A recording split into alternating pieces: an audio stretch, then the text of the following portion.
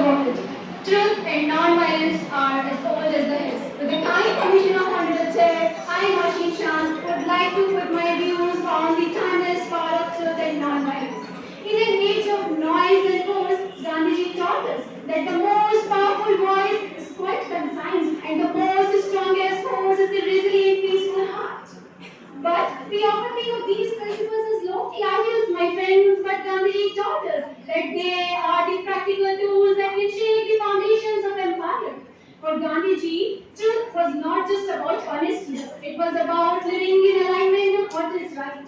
A powerful example of Champaran Satyagraha of 1917, my friends, their farmers were forced to grow indigo instead of food, leading to famine and misery. But Gandhiji didn't call for a violent revolt, my friends. Instead, he went there, started a truthful inquiry.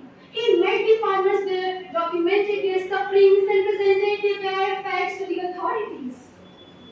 The truth was so undeniable, so powerful, that the British were forced to repeal the oppressive system.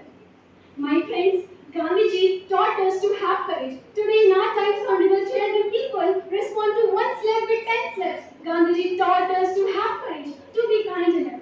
The Dandi March of 1930 is our greatest lesson, my friends, to protest the unjust soil tax.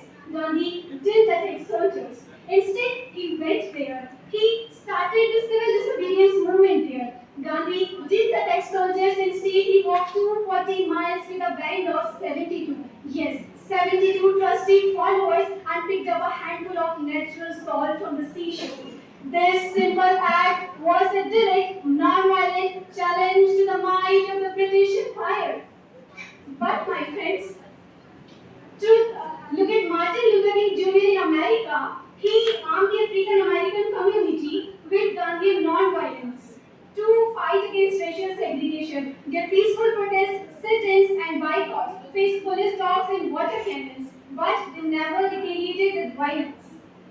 Uh, on this Gandhi Jayanti, let us pledge to be his true followers. Let us not just remember his words but embody his courage, and let us become the soldiers of peace and champions of truth. For in the end, Honorable Chair, I would like to say that Gandhiji himself said, truth alone endures, all the rest is perishable. Thank you.